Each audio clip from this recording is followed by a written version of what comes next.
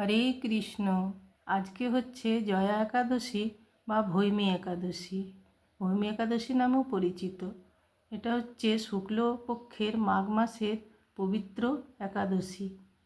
এই শাস্ত্রমতে এই ব্রত পালন করলে মানুষ মৃত্যুর পর পেতযোনি বা পিশাচযোনি থেকে মুক্তি পায় এবং বৈকুণ্ঠ ধাম প্রাপ্ত হয়।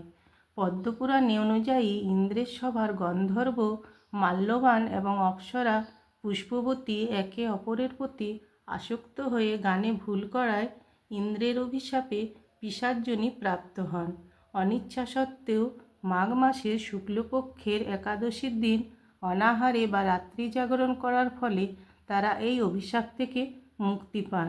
এই একাদশী ব্রত পালনে ব্রহ্মহত্যা সমস্ত পাপ থেকে মুক্তি পাওয়া যায় বলে বিশ্বাস করা হয়। হরে কৃষ্ণ।